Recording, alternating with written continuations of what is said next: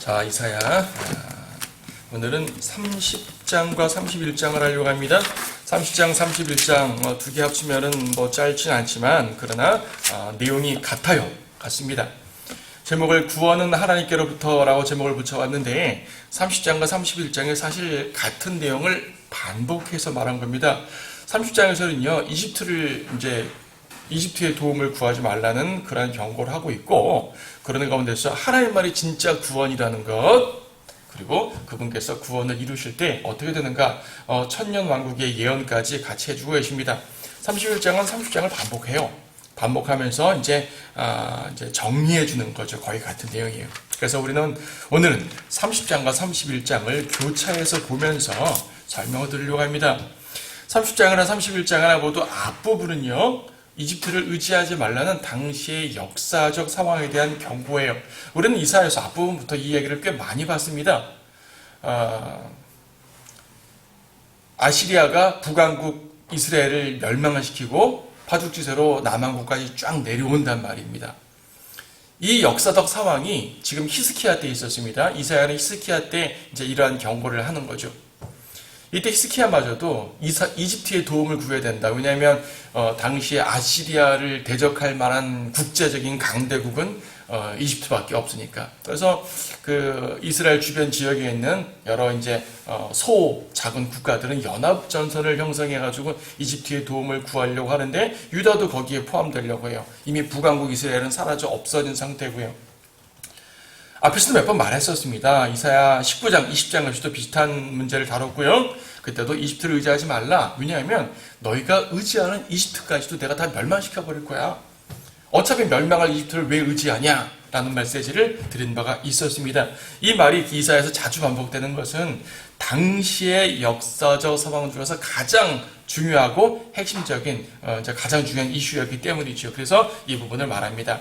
감사하게도 히스키야는 이사야의 이 경고를 받아들여서 아시리아에게 도움을 구하지 않았고 결과적으로 하나님께 기도를 함으로 말미암아 주님의 도우심으로 큰 승리를 한 것이 바로 이때의 사건입니다. 30장 1절 주가 말하노니 반역하는 자손들에게 화로다.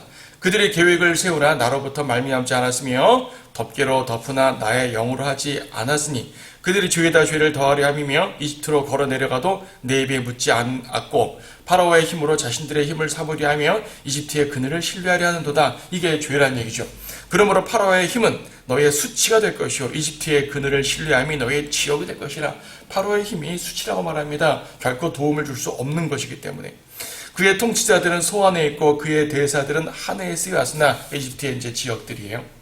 그들 모두가 그들에게 이익을 줄 수 없는 백성으로 인하여 부끄러워졌으니 그들은 도움이나 이익이 되지 못하고 수치와 질책이 될 뿐이라. 남쪽 짐승들에 대한 엄중한 말씀이라. 그들이 자기들의 재물들을 어린 나귀들의 어깨에다 싣고 그들의 보물들은 낙타들의 안장에다 싣고 젊은 사자나 늙은 사자와 독사와 나는 불뱀이 나오는 고난과 고통의 땅으로 가지고 가리니 곧 그들에게 이익을 주지 않을 백성이라. 남쪽 짐승들이란 말은 유다를 포함한 이제 주변의 남쪽에 있는 그 지역들을 말하는 거예요. 그들이 한꺼번에 연합을 전선해서 이집트로 가려고 합니다. 근데 그들이 가봤자 가는 곳은 어떤 곳이에요? 젊은 사자와 늙은 사자와 독사와 나는 불뱀이 나는 고난과 고통의 땅에 광야로 들어갈 수밖에 없다는 얘기죠. 어떠한 이익도 주지 않는단 말입니다. 7절 이는 이집트인의 도움은 헛되고 무익함이라. 그러므로 내가 이것에 관해 부르짖기를 그들의 힘은 가만히 앉아있는도다 있도다 라고 하였더라. 절대로 이집트는 도움이 될 수 없는 곳, 가봤자 고생만 하는 곳, 이렇게 말씀하고 있죠. 특별히 1절에서 반역하는 자손들이라 말합니다. 뭐가 반역이에요? 하나님께 반역한 거예요. 하나님의 말씀을 거절하니까 반역이죠. 하나님을 거절하니까 죄입니다. 하나님의 말씀을 이제 내팽개쳤어요. 하나님께서 이집트에 의지하지 말라 그랬는데 하나님만을 의지하라 그랬는데 자꾸 이방을 의지하는 그들의 모습, 그것이 바로 반역하는 모습이라고 말했습니다. 이집트를 의지하는 것은요, 옛날 출애굽 때, 그러니까 광야에서부터 이집트로 돌아가자, 이건 반역이잖아요. 이집트에서 출애굽시킬 때부터 하나님께서는 다시는 이집트로 돌아가지 말라라는 말을 했습니다. 심지어 군마를 늘리기 위해서도 이집트로 가지 말라. 신명기 17장 우리 전에 한번 설교드렸죠. 신명기 17장에서는 이집트 말을 늘리기 위해서라도 이집트로 가면 안 된다. 아니 이집트에 가서 섬기기 위해서가 아니고 단지 무역을 위해서도 안 돼요? 웬만하면 가지 말라는 얘기예요. 특히 말들을 늘리기 위해서는 가지 말라. 여러분 31장 1절에도 보게 되면 도움을 청하러 이집트로 내려가는 자들에게 화로다. 말들을 의지하고 병거들을 의뢰하느니 이는 그것들이 많이 있습니다. 또 기병들을 의뢰하니 이는 그들이 매우 강함이라. 이집트가 꽤 강한 것처럼 보여요. 그러나 그들은 이스라엘의 거룩한 분을 바라보지 않으면 주를 찾지도 않는도다. 여기서요, 이스라엘의 거룩한 분이라는 표현이 종종 나옵니다. 이사야에서 자주 나오는 표현인데 31장 1절에서 거룩한 분, 이스라엘의 거룩한 분 나왔죠. 네. 30장 11절에서도 너희는 길에서 벗어나고 첩경에서 비켜가라. 이스라엘의 거룩한 분으로, 거룩하신 분으로 우리 앞에서 그만두시게 하라. 거룩한 분을 반역하는 모습입니다. 11절에서 그러므로 이스라엘의 거룩한 분이 같이 말하노라. 자, 이스라엘의 거룩한 분. 이스라엘의 거룩한 분이 바로 하나님. 15절도 나오죠. 주 하나님 곧 이스라엘 거룩하신 분이 이같이 말하노라. 그런데 백성들은 이스라엘의 거룩하신 분을 거절하고요. 자꾸 이방을 쫓아나가는 모습이죠. 자, 이런 것들이 바로 이스라엘에게 주는 죄다. 그리고 이집트에 대한 이 모습은 우리가 앞에서도 자주 강조되었기 때문에 이사야 30장, 31장에 서두를 시작하는 말 정도로 끝납니다. 왜냐하면 이사야 30장이나 31장이나 시작은 이집트와 연관된 말로 시작하지만 이집트가 여기 핵심은 절대로 아니에요. 이 본문에. 이집트에 대한 심판 18장, 19장에서 한번 거창하게, 그러니까 크게 다뤘습니다. 여기서는 그들을 자체를 다루는 것이 아니라 이집트를 의지하지 말아야 되는 이유는 그들은 구원을 주지 못하는 존재이기 때문에. 그럼 참 구원의 존재가 누구인가? 바로 이스라엘의 거룩한 분이라는 사실이죠. 그래서 30장에서 그렇게 3번씩이나 이스라엘의 거룩하신 분이란 말을 강조하고 있어요. 자, 30장 8절을 보게 되면 이제 내가 가서 백성 앞에 있는 서판에 쓰고 그것을 책에 기록하여 앞으로 영원 무궁토록 있게 하라. 이는 반역하는 백성이요. 반역하는 백성. 30장 1절도 나왔죠. 반역하는 자손들. 예, 이스라엘은 반역하는 백성입니다. 출애굽할 때부터 반역하는 백성이었습니다. 거짓말하는 자손이요. 주의 율법을 듣지 않으려는 자손이라. 이들이 얼마나 반역하는지 보세요. 그들이 선견자들에게 말하기를 보지 말라. 환상을 봐야 되는데 보지 말라는 얘기예요. 선지자들에게 말하기를, 선견자나 선지자는 같은 사람들이죠. 우리에게 올바른 일들을 예언하지 말라. 우리에게 부드러운 것들을 말하고 거짓된 것들을 예언하라. 참이 아니어도 좋으니까 우리를 실족시키지 않는 부드러운 말을 좀 해다오. 강하고 책망하는 말은 하지 말고 우리의 현실이 그럴지라도 우리의 마음에 힘을 줘야 되니까 부드럽고 차분한 말을 통해서 거짓말이라도 좋으니까 우리에게 부드러운 말로 희망을 달라 이렇게 말하는 겁니다. 하지만 선지자는 결코 그렇게 말할 수가 없거든요. 너희는 길에서 벗어나고 첩경에서 비켜가라. 하나님 말씀을 따르는 길에서 비껴나라는 얘기죠. 이스라엘의 거룩한 분으로 우리 앞에서 그만두시게 하라. 하나님께서 우리를 인도하시는데 그걸 그만하시라는 얘기죠. 아니, 하나님께서 인도하시는 게 좀 편안하고 안락하고 기쁜 길이면 좋겠는데, 아니 무슨 하나님이 인도하신다는 길이 고난과 이런 고통의 길입니까? 그들이 죄를 져서 그런 거잖아요. 아니, 아무리 우리가 죄를 졌다 하더라도 하나님은 사랑의 하나님이신데 왜 이렇게 고난과 고통의 길과 번민의 길로만 인도하십니까? 이러려면 차라리 하나님은 우리를 인도하지 마십시오. 백성들의 요구입니다. 어리석은 백성들의 요구죠. 자, 현대 교회들의 모습을 보는 거 같지 않습니까? 책망과 헌신과 회개의 메시지는 참 불편합니다. 그런 메시지 안 들었으면 좋겠어요. 그들의 귀를 가렵게 하는 말만 들었으면 좋겠습니다. 네. 만약에 비판하고 혼내더라도 자기를 비판하고 혼내는 것이 아니라 우리를 미워하는 다른 누군가를 비판하고 좀 혼냈으면 좋겠어요. 우리의 대적, 우리의 원수가 되는 누군가를 비판하고 혼냈으면 좋겠어요. 그래야 속 시원하니까요. 하지만 우리는 혼내지 말란 얘기죠. 우리는 비판하지 말란 얘기죠. 이사야 시대나 오늘날이나 다를 게 없죠. 헌신하라. 그런 말 부담스럽습니다. 불편합니다. 그런 말 하지 마시고요. 하나님 사랑만 전해주세요. 어차피 하나님 사랑하시는 분 아닙니까? 예, 하나님의 사랑은 당연하지만 하나님이 책망하시는 이유도 사랑하기 때문이라는 것을 우리는 알아야 됩니다. 하나님께서 이스라엘을 사랑하기 때문에 그들을 책망한다는 사실도 알아야 됩니다. 오늘날 수많은 사역자들이 타락합니다. 그들이 스스로 돈과 세상과 명예 등등에 빠져서 타락하는 경우도 있지만 때때로는 회중들 때문에 타락하기도 해요. 회중들이 그런 걸 요구하기 때문이죠. 진리를 전하고 말씀에 따라 영적 소신에 따라 올바르게 했더니 회중들이 다 떨어져 나갑니다. 요즘 상황에서는 조회수도 막 떨어져 나가고요. 사람들이 안 듣습니다. 찾아오지 않습니다. 헌금에 줄어듭니다. 등등등. 그런데 그들에게 부드럽고 좋은 말을 해주니까 사람들이 기분 좋아하고 웃고 즐거워하고 떠들면서 모든 것들이 채워지고 사람들도 늘어나는 것 같아요. 그러니까 그렇게 설교를 맞춰가는 거죠. 사람들이. 그렇게 사역을 맞춰가는 것이죠. 그래서요. 사역자들이 타락하는 이유 중 하나는 항상 그런 건 아니지만 이유 중 하나는 회중들이 그것을 요구하기 때문이에요. 지금 11절 12절 바로 그런 걸 말하지 않습니까? 그러니까 회중들이 선지자를 타락시키고 그러니까 선지자들은 또 회중들을 타락시키고 이 악순환이 반복되는 것입니다. 이사야 시대에 이스라엘이 그랬고 유다가 그랬고요. 오늘날 현대 수많은 교회들이 그렇다는 사실을 우리는 아셔야 됩니다. 13절에 보게 되면요. 12절 그러므로 이스라엘의 거룩한 분이 같이 말하노라 너희가 이 말을 멸시하며 억압과 사악함을 의뢰하고 거기에 의지하니 그러므로 이 죄악이 높은 담에서 튀어나와 무너지려고 하는 파괴된 곳같이 너희에게 있게 되리라. 높은 담에서 탁 튀어나와서 무너지는 그런 것처럼 그들의 죄악이 그러한 결과를 내게 된다는 얘기입니다. 그 부서짐이 순식간에 이루어진다는 얘기죠. 순식간에 갑자기 맙니다. 그가 토기장에 그릇을 산산이 부순같이 파괴된 것을 부수고 아끼지 아니하리니 그러므로 그 부서진 것들 가운데 화덕에서 불을 담는 것이다. 웅덩이에서 물을 뜰 수 있게 깨진 파편 하나도 얻지 못하리라. 자, 토기장의 그릇 항아리 깨지는데요. 굵직굵직하게 깨지면 그래도 그 파편 가지고 화덕에 불을 담는 그런 불그릇이라도 쓸 수 있겠고요. 웅덩이에 물을 좀 기를 수 있겠지만 그렇게 못합니다. 완전히 가루가 될 정도로 깨져버린단 말입니다. 주 하나님 곧 이스라엘의 거룩한 분이 같이 말하노라 너희가 돌이켜서 쉬면 구원을 받을 것이요 조용히 함과 신뢰함 안에서 너희의 힘이 있을 것이나 너희가 원치 아니하였다라고 말합니다. 자, 여기서 토기장의 비유를 또 말했는데요. 성경에는 예레미야도 있고 이제 시편에도 나오고요. 성경 곳곳에 나오죠. 토기장의 비유가 몇 번 나오는데 토기장이를 말할 때 이제 가장 중요한 것은 이거예요. 하나님께서 임의로 행하신다는 얘기죠. 하나님의 토기장이면은 인생들은 제국들은 국가들은 뭐예요? 진흙이죠. 진흙.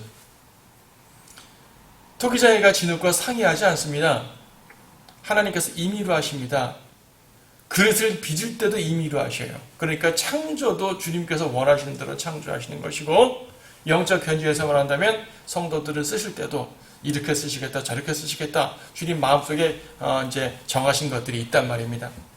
반면 깨뜨리는 것도 주님의 마음대로 깨뜨린다는 사실입니다. 특히 구약적 관점으로 보게 되면 이스라엘을 깨뜨리고 심판하시고 그렇죠. 그런 모든 것들 깨뜨리십니다. 영적 견지에서 말할 때 때때로 주님께서는 우리의 교만한 심령들을 깨뜨리십니다. 우리의 하나님을 의지하지 않는 그러한 세상적인 심령들을 깨뜨리십니다. 완전히 깨뜨리셔서 새롭게 빚으시는 거죠. 새롭게. 완전히 깨뜨린다는 얘기는 새롭게 빚기 위해서라는 것을 아셔야 돼요. 이방을 깨뜨릴 때는 그냥 멸망을 위해 깨뜨리지만 성도들을 깨뜨릴 때는요. 새롭게 빚기 위해서입니다. 그러므로 우리는 하나님의 빚으심을 기다리면서 기도하고 또 이제 순종해야 되겠죠. 자, 어쨌든 여기서 부순다는 것은 하나님의 심판의 잔혹한 모습을 보여주십니다. 지금 우리가 15절을 봤는데요. 15절에서 어떤 말씀이 있냐면 주 하나님 곧 이스라엘의 거룩한 분이 이같이 말하노라 너희가 돌이켜서 쉬면 구원을 받을 것이요 조용히 함과 신뢰함 안에서 너희의 힘이 있을 것이나 너희가 원치 아니하였다라고 말합니다. 말하기를 아니라 우리가 말을 타고 도망하리라. 도망하겠대요. 오케이, 너희가 도망하겠다니까 너희가 도망할 것이라. 그렇죠. 우리가 빠른 것을 타리라 하였으니 오케이, 너희가 빠른 걸 타리라 했으니까 너희를 쫓는 자들이 빠르리라 라고 말씀하십니다. 1,000명이 한 사람의 책망에 도망할 것이요 5명의 책망이 너희가 도망하리니 너희가 산꼭대기에 깃대같이 언덕에 깃발같이 남으리라. 그러므로 주께서 기다리시리니 이는 그가 너희에게 은혜로우심이요 그러므로 그가 높임을 받으시리니 이는 그가 너희에게 자비를 베푸시리 함이라. 주는 공의의 하나님이시니 그를 기다리는 자들은 모두가 복이 있도다. 여기서 15절과 18절을 연결해서 한번 보십시오. 15절에서요. 너희가 돌이켜서 쉬면 구원을 받을 것이라 말합니다. 쉬면 구원을 받는데요. 쉬는 게 구원이랍니다, 여러분. 아니 무슨 구원이 그렇습니까? 구원을 받으려면 열심히 무엇인가를 찾고 찾아야 되지 않습니까? 구도자의 심정으로 여기서도 찾고 저기서도 찾고 여기 없으면 저리로 가고 저기 없으면 또 저쪽으로 가고 계속 찾고 찾아야지 만나는 거 아닙니까? 구원이라는 거 그런 것이 아닙니까? 아닙니다. 구원은요, 쉬는 게 구원이에요. 무슨 그런 구원이 있어요? 세상의 모든 종교도 쉬는 게 구원이라 말하지 않아요. 무엇인가를 하는 게 구원을 받는 길이라고 말하죠. 하지만 하나님 말씀은 쉬는 게 구원이라 말합니다. 왜 쉬는 걸 구원이라 말할까요? 누군가가 일하시기 때문입니다. 나 대신. 그게 누구셔요? 바로 우리 하나님, 전능하신 하나님, 예수 그리스도십니다. 구원이라는 것은요, 내가 무엇인가를 해서 받는 것이 아니라 나를 대신해서 무엇인가를 하신 그분을 의지하고 기대서 쉬는 게 구원입니다. 주님께서 무엇을 하신 건 참 고맙습니다만 그래도 나도 뭔가를 해야 되지 않습니까? 그냥 쉬는 건 너무 죄송한데요. 아니요, 쉬어란 얘기예요. 쉬란 얘기죠. 헌신은 둘째 문제고 구원에서는 헌신해야 구원받는 거 아니니까 구원에서만큼은 쉬는 게 구원이에요. 하나님의 능력으로 이루시는 거라니까요. 내가 하는 것이 아니죠. 그래서 신약적으로 이 말씀을 적용하게 되면 십자가의 구속사역을 믿으며 십자가 그늘에서 쉬는 거예요. 우리 찬송가도 있지 않습니까? 십자가 그늘 아래 나 쉬기 원하네. 그렇죠? 십자가 그늘 아래 쉬는 것이 구원입니다. 그래서 마태복음도 말씀하지 않습니까? 수고하고 무거운 짐진 자들아 다 내게로 오라. 그래야면 내가 너에게 쉬게 하리라. 모든 멍에를 내려놓는 거예요. 모든 멍에를 내려놓는 게 쉬는 거잖아요. 힘들게 짐을 지고 가는 사람이 짐을 내려놓는 게 쉬는 거잖아요. 근데 그게 바로 구원이래요. 나의 죄를 주님께 던져놓습니다. 십자가에 던져놓습니다. 그럼 주님께서 내 짐을 대신 져주시는 거죠. 난 쉬는 겁니다. 그게 구원이에요. 그러니까 말하자면 구원자에게 들어가서 쉰다는 말입니다. 구약적으로 말하면요, 구약은 좀 말이 안 되지 않습니까? 구약은 율법을 지켜야 구원받는 거 아닙니까? 라고 질문할지도 모르겠어요. 구약은 율법을 지키는 거 아니에요. 율법을 지켜야 구원받는다고 말하면서 구약에서도 쉬면 안 되지 않습니까? 라고 질문할지 모르겠지만 그렇지는 않습니다. 구약에서는 물론 율법을 지켜야 되는 게 맞아요. 하지만 구약에서 율법을 지키는 것은요, 하나님의 선택받은 백성의 당연한 의무일 뿐, 하나님과 언약을 맺은 백성의 당연한 의무일 뿐, 구약에서도요, 구원의 주체는 여전히 하나님이셔요. 그렇지 않습니까? 구약이라고 해가지고, 구약에서 율법을 지켜 구원받는다고 해가지고, 구약의 구원의 주체를 죄인들, 이스라엘 백성이라고 생각하시면 안 됩니다. 구약에도 구원의 주체는 당연히 여호와 하나님이셔요. 그들이 율법을 지키는 것은 하나님의 백성의 당연한 의무일 뿐입니다. 출애굽할 때 보세요. 백성들이 몰래 해서 출애굽된 거 아니지 않습니까? 바벨론 포로 잡혀갔다 회복할 때 보세요. 그들이 뭘 해서 회복한 거 아니지 않습니까? 에스더서에 보게 되면 이제 하나님의 도우심으로 그들이 무엇인가를 해내서 위기에서 탈출하는 장면 나오긴 하지만 이방 땅에서는 그렇게 때때로 인도하시기도 하지만요. 이스라엘 백성이 70년의 포로 생활을 끝나고 유대 땅으로 돌아갈 때, 예루살렘 돌아갈 때 이스라엘이 뭘 했죠? 한 게 아무것도 없습니다. 하나님께서 때가 되니까 바벨론 제국 멸망시키시고 페르시아의 코레스 왕을 세우셔가지고 돌아가라 칙령 선포한 거잖아요. 그렇죠. 이집트에서 고난받았던 이스라엘 백성이 고난받는 가운데 하나님께 간구하고 그러긴 했지만 그들이 파라오에 대해서 무슨 대적을 했습니까? 혁명을 했습니까? 반란을 저질렀습니까? 무슨 협상을 했습니까? 하나님이 하신 거예요. 구약이나 신약이나 구원의 주체는 바로 하나님이십니다. 다만 구약과 신약의 교리적 경륜 차이로 백성들에게 요구하는 내용이 조금만 다를 뿐입니다. 본문의 역사적 상황을 보더라도 그렇습니다. 하나님께서 구원을 이루실 것이니까 이집트로 가지 말고 기다리란 말이에요. 문맥적으로 그렇죠. 앞에서 이집트 가지 말라는 책망을 할 때 하나님이 구원한다는 얘기는 내 안에서 쉬라, 그런 구원받는다. 굳이 이집트 갈 필요 없어. 그렇죠. 예. 15절에서는 또 뭐라고 말씀하셨습니까? 조용히 함과 신뢰함 안에서 너희의 힘이 있을 것이다. 18절에서 뭐라 그러셨죠? 18절 끝에 그를 기다리는 자들은 모두가 복이 있도다. 그러니까요, 조용히 하고 신뢰하고 기다리라. 여러분, 사람이 어떨 때 떠듭니까? 막 흥분하면 떠들죠. 그 불안하면 떠듭니다. 불안하면 막 여기저기 움직입니다. 하나님께서는 조용히 하라, 멈춰, 그렇죠. 왜 멈추라고? 왜 조용히 하라 그럽니까? 차분하게 있어, 그 말합니다. quiet, be quiet. 조용히 해. 마음 차분하게 있어. 왜? 내가 너희를 구원할 것이니까. 외적으로 보게 되면 수많은 환경들과 이런 모든 원수들이 닥쳐오니까, 이 세상의 범민들이 다가오니까 불안하다는 얘기예요. 불안하니까 왔다 갔다 시끄럽단 말입니다. 하나님께서는 잠잠하라. 잠잠하라. 가만히 있으라. 내가 한다. 그래서 신뢰함 안에서 너희의 힘이 있다. 신뢰가 뭐죠? 신뢰는 바로 믿음 아닙니까? 여기서 신뢰라는 단어는 영어 단어 이제 confidence라는 단어를 썼는데 이건 확신이란 말이거든요. 확신. 누구 안에서 확신을 갖는다는 말이에요? 하나님 안에 확신을 갖는다는 말이잖아요. 하나님 안에 확신을 갖는다는 말, 이게 신뢰하는 거 아니겠습니까? 이게 곧 믿는 거죠. 하나님을 의지하는 겁니다. 그래서요, 나를 번민케 하는 모든 분유하고 분주한 모든 것들로부터 하나님을 신뢰하는 가운데 차분해지시고, 그런 가운데 주님을 기다리란 말입니다. 성도의 힘은 전적으로 믿음에서 나옵니다. 우리 지난주 설교가 그거잖아요. 세상을 이기는 믿음이라고 했습니다. 세상을 이제 두렵게 하는 믿음이죠. 이 믿음 앞에 세상은 떨 수밖에 없는 거예요. 18절 앞부분 보게 되면 그러므로 주께서 기다리시리니, 앞에서는 우리가 기다리라 그랬지 않습니까? 우리에게 기다리라 말씀하셨지 않습니까? 18절 뒤에도 그를 기다리는 자들은 복이 있도다. 근데 여기서는 또 18절 앞에서는 주께서 기다리신답니다.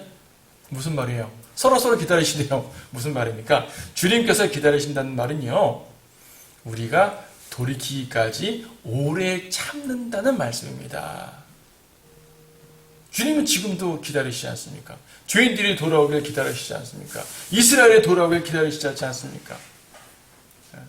죄인들이 자기들의 죄를 버리고 하나님께 나아오기를 기다리십니다.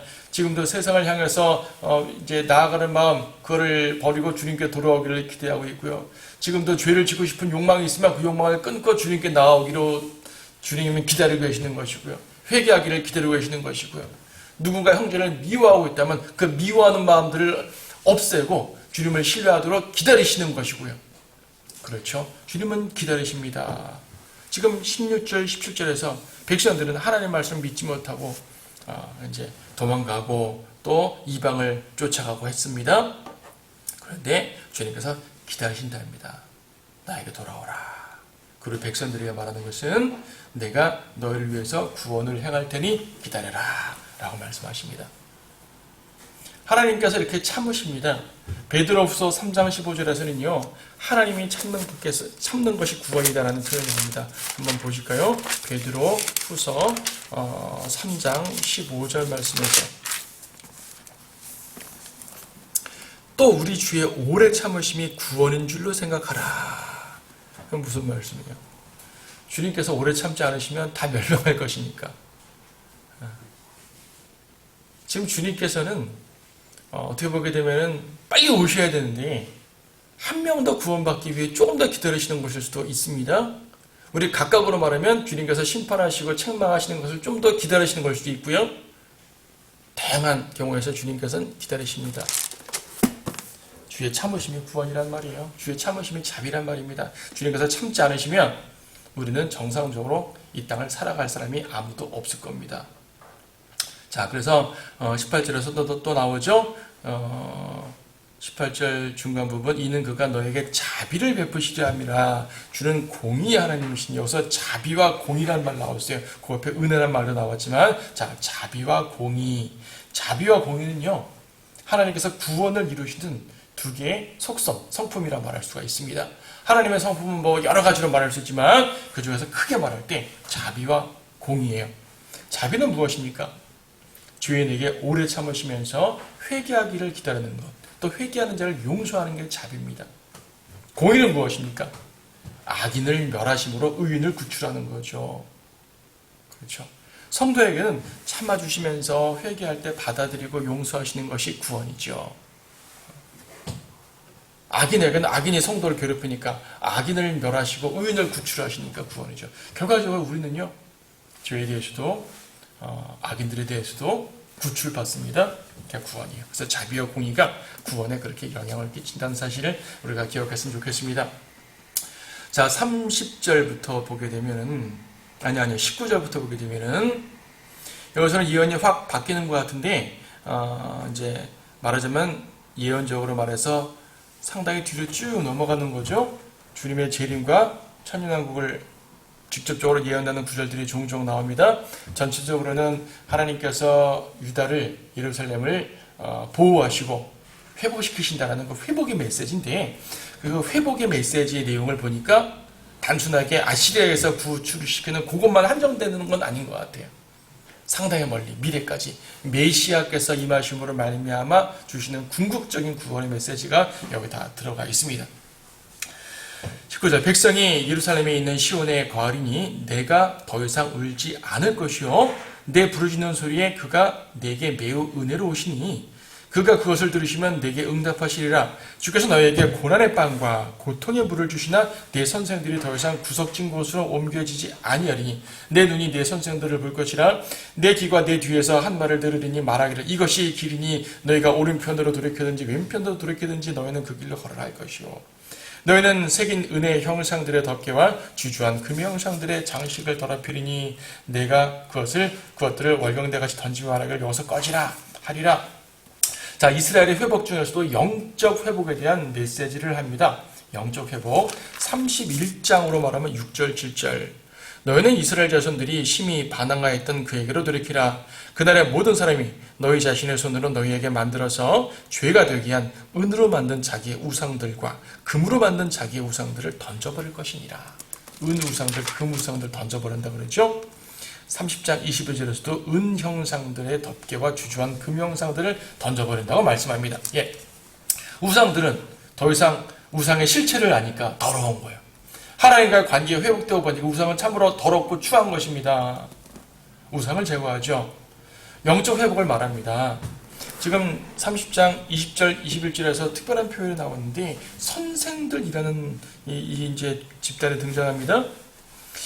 고난의 빵과 고통의 물을 주시긴 하지만 선생들을 통해서 인도함을 받게 한다. 여기서 선생들은 나쁜 개념의 선생들이 아니고요. 좋은 개념의 선생들입니다. 앞에서 악한 선지자들이 있었단 말입니다. 그들 말고 참 선지자들을 통해서 이끈단 말입니다. 물론 하나님의 말씀을 전하는 것인데 하나님께서 이끄신다는 말이지만 다양한 이제 이 선지자들, 교사들을 통해서 이끄신다는 그러한 개념을 설명합니다. 고난 중에도요. 인도자들을 통해서 옳은 길로 인도해죠. 광야 40년 동안도 모세라는 인도자를 통해서 옳은 길로 이끄셨었죠. 카나안 땅의 그 위협적인 이방인들 앞에서도 여호수아를 통해서 옳은 길로 이끌었었죠. 사울이라는 불법적인 왕의 이 고난 속에서도 다윗이라는 대장을 통해서 이끌었었죠.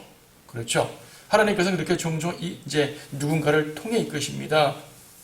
거기 어디에요? 21절에서 내 귀가 내 뒤에서 한 말을 들으리니 말하기를 이것이 길이니 너희가 오른편으로 돌이키든지 왼편으로 돌이키든지 너희는 그 길로 걸으라. 이게 무슨 말인가 하면 이제 악한 선지자들이 미혹하는 개념으로 한 말이 아니라 우리가 길을 행할 때 이제 올바른 길을 알려주는 음성들을 말하는 거예요. 궁극적으로는 하나님의 음성이죠. 하나님께서 그분의 말씀을 통해서 말씀하실 때 여기 쓰임받는 사람들이 생깁니다. 그러니까 앞에서는 가르치는 자들도 악하고 백성들도 악했는데 영적 회복을 하고 보니까 가르치는 자도 따르는 백성들도 하나님 안에 온전하게 되어서 올바른 길을 찾아가게 된다는 그러한 표현으로 이해할 수 있습니다. 대환란과 연관되어 설명한다면 대환란 때에 진리를 전파하는 또 이제 전파자들과도 연관될 수 있겠죠. 어쨌든 11절에서 과거에는 거절했지만 이제는 돌이켜서 옳은 길로 인도받습니다. 우상들도 제거되고요. 23절은요. 그러니까 앞에서는 영적 회복을 말했다면 23절부터는 실제적인 땅의 회복입니다. 23절. 그러면 그는 내가 땅에 뿌릴 내 씨앗에 비를 주실 것이요. 또 땅의 수산에 빵을 기름지고 풍성하게 하실 것이며 그날에 내 가축이 넓은 초장들에서 먹으리라. 땅을 가는 소들과 어린 나귀들도 삽과 키로 까부는 깨끗한 여물을 먹으리라. 망대들이 무너지는 큰 살육의 날에 모든 높은 산과 모든 높은 언덕에는 강과 시내가 흐를 것이며 또 주께서 자기 백성의 터진 자리를 싸매시고 메맞은 상처를 치유하시는 날에 달빛 잿빛같이 될 것이요 햇빛은 7날들의 빛과 같이 7배가 되리라. 특히 26절은요. 26절을 문자적으로 우리가 믿는다면 이거는 세상의 환경 자체가 엄청나게 바뀌는 상황 아닙니까? 그렇죠. 아니, 달빛이 햇빛같이 되고 햇빛이 7배가 밝아지면 글쎄 모르겠어요. 우리의 눈이 어떻게 견딜까? 그건 또 주님께서 또 별도로 또 알아서 해주시겠죠? 그걸 견딜 수 있도록 우리의 몸을 또 변화시켜 줄 수도 있는 것이고 사람들의 몸을 말입니다. 하여튼 이제 환경이 실제적인 지구상의 환경 자체가 엄청나게 변화된다는 말이에요. 영적으로는 어두운 세상이 밝은 진리의 빛을 그리스도의 빛으로 찬다는 말이기도 하지만 실제적으로 이런 일이 벌어집니다. 그게 언제 일어난다고요? 주께서 자기 백성의 터진 자리를 싸매시고 맨맞은 상처를 치유하시는 날이 이루어질 것입니다. 언제요? 이스라엘의 회복의 날. 지금 이스라엘이 회복됐습니까? 지금 이스라엘이 회복됐으면 지금 이스라엘의 터진 자리와 맨맞은 상처가 치유됐다면 주님께서 그걸 싸매셨다면 1948년에 이스라엘이 이제 독립함으로써 그 모든 터진 것들을 싸매고 치유하신 것이라면, 지금 이런 일들이 벌어져야죠. 산과 높은 언덕에는 강과 시내가 흐르고, 그렇죠. 짐승들도, 땅도 풍요하게 되는 일이 있어야죠. 하지만 없습니다. 세상은 여전히 악합니다. 아직 그들이 치유되지 않았단 말이에요. 그들 회복되지 않았단 말이죠.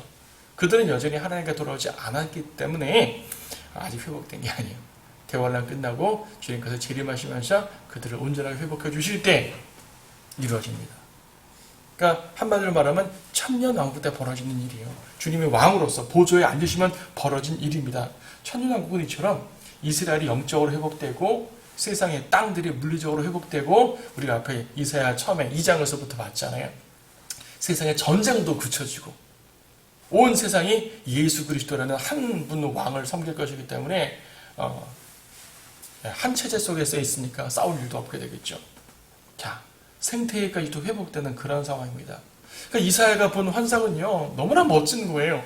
당시 이스라엘과 유다로서는 도저히 상상할 수 없는 거죠. 어떻게 그런 세상이 올 수 있습니까? 오늘날 성경을 많이 읽은 공부를 많이 했다는 신학자들도 믿지 못하지 않습니까? 그 환상이 너무나 대단해서 이걸 어떻게 믿죠? 그러니까 자꾸 영적으로 해석하는 거예요.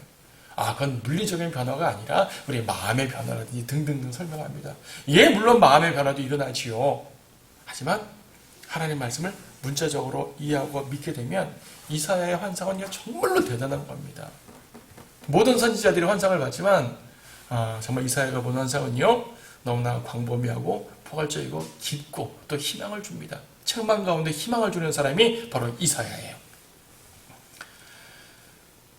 27절부터 보게 되면 보라 주의 이름이 먼 곳으로부터 오되 그의 노함으로 불타고 그 경고의 말씀은 엄중하며 그의 입술은 분노로 가득하시며 그의 혀는 삼키는 불 같고 그의 호흡은 넘쳐흐르는 시내같이 목 가운데까지 미치리니 허황됨의 채로 민족들을 체질할 것이요. 태질하실 것이요 길을 이탈하게 하는 백성의 턱에는 재갈을 물리시리라. 너에게는 거룩한 절기를 지키는 밤에와 같이 노래가 있으며 또 마음에 기쁨이 있으리니 마치 어떤 사람이 관악기를 가지고 주의 산으로 이스라엘의 능하신 분께로 나오는 때와 같으리라. 주께서 그의 영광의 목소리를 들리게 하실 것이요 그의 노하심의 분노와 삼키는 불꽃과 폭풍과 폭우와 우박들과 더불어 그의 팔에 내리치심을 보이시리라. 심판과 보호하시는 모습을 봅니다. 31장에서도 9절에서 그가 두려움으로 인하여 그의 요새를 지나치며 그의 고관들도 기뻐를 무수하리라. 시온에 불을 가졌고 예루살렘에 영광로를 가진 주가 말하노라. 주님께서 예루살렘을 보호하시고 이방을 심판하신다는 말씀입니다. 특히 여기 30장 27절에서 먼 곳에서 온다 그랬죠. 먼 곳에서 오십니다. 셋째 하늘에서 오신단 말이에요. 재림하시는 주님을 말씀하시는 거죠. 분명하죠? 네. 이제 31장 4절이요. 주께서 내게 이같이 말씀하시느니라. 마치 사자 곧 젊은 사자가 먹이를 놓고 으르렁거릴 때 목자의 무리가 그를 대적하여 불려와서 사자가 그들의 목소리를 두려워하지 않고 그들의 떠드는 소리에 굴하지 않는 것처럼 이와 같이 만군의 주도 시온성과 그 언덕을 위해 싸우려고 내려오시리라. 먼 곳으로부터 오셔서 싸우러 내려오십니다. 누구를 위해? 시온을 위하여. 그분의 백성을 위해서 싸우러 오신다 말씀하십니다. 젊은 사자처럼 분노로 싸우러 오시는 거예요. 재림의 모습이죠. 30장 27절에서도 그의 노함으로 불타고 라고 말씀했습니다. 그의 입술은 분노로 가득하시고 원수를 멸하시는 분노예요. 그분의 백성을 위해서 원수를 멸하시는 그 분노. 재림의 모습입니다. 계시록 19장 보게 되면 재림하시는 주님께서 그렇게 하십니다. 29절에서 너희에게는 거룩한 절기를 지키는 밤에 노래가 있다고 그랬죠. 노래. 29절에 노래가 있고요. 관악기가 나옵니다. 32절에서는 북과 하프가 나옵니다. 재림의 승리에 벌써 노래가 나옵니다. 계시록 19장에 보게 되면 할렐루야 찬양이 나오죠. 할렐루야 나오는데 이때 원수가 멸망하는 장면에서 등장하는 거예요. 킹제임스 성경에서는 대부분 이제 할렐루야라는 말을 음역하지 않고 번역을 했어요. 주를 찬양하라고 번역을 했어요. 주를 찬양하라나 할렐루야나 같은 말이니까 시편의 수많은 할렐루야를 주를 찬양하라고 번역을 했는데 번역하지 않고 할렐루야를 그대로 쓴 표현이 계시록에 딱 4번 나오는데요. 그 4번 나오는 계시록 19장이에요. 나오는 장면에서 원수가 멸망하고 그분의 백성이 승리하는 하나님의 승리를 말하는 이 장면에서 할렐루야 말입니다. 그러니까 하나님의 승리 가운데서 찬양이 나오는 거죠. 예루살렘이 보호받고 구원받습니다. 여기 31절에서 아시리아인을 치신다 그랬는데 31장 8절에서는 그때 아시리아인이 칼에 쓰러진다 그랬고 근데 그 칼이 누구의 칼이에요? 용사의 칼이 아니면 보통 사람의 것이 아닌 칼이 쓰러뜨린다 그랬어요. 계시록 19장에 나오는 재림하시는 예수님의 입에서 나오는 칼이죠. 사람의 칼이 아니라 하나님의 칼로 멸망을 시킨단 말이에요. 그럼 여기서 아시리아인은 단순하게 18만 5천명 멸망된 그 아시리아 말고 적그리스도를 의미하는 상징하는 표현이에요. 마지막으로 33절에서 토펫이 예로부터 정해졌으니 끄트머리에 주의 호흡이 유황불의 시내처럼 불붙인다 그러죠. 토펫. 예루살렘 보게 되면 예루살렘 남쪽에 흰놈의 골짜기라는 것이 있어요. 거기 토펫이라는 제단이 있는데 암몬의 신 몰렉에게 사람을 바치는 아기들을 바치는 인신공경의 장소였습니다. 흰놈의 골짜기. 역대 왕들도 그렇게 행한 사람이 종종 있었죠. 신약에 게헨나라는 말이 있습니다. 게헨나, 게는 골짜기라는 말이고 게 흰놈의 골짜기라는 말인데 예루살렘 남쪽에 있는 쓰레기장이에요. 예수님께서는 불타는 이 쓰레기장을 항상 불타니까 지옥으로 비유해서 말씀하셨어요. 그래서 성경에 게헨나라는 말들은 이제 지옥으로 번역이 되는데 유황불이 타는 것이죠. 예, 악인은 지옥에서 멸망시키고 의인은 구원하시는 장면입니다. 구원이 누구로부터 있다고 말씀드렸습니까? 하나님께 있습니다. 하나님의 구원을 따른 자들은 이 모든 고난에서 승리할 것입니다. 재림 때 승리를 맛보겠지만 우리 사는 가운데도 승리를 맛볼 것입니다. 자, 오늘 이사야 30장 31장 마치겠습니다.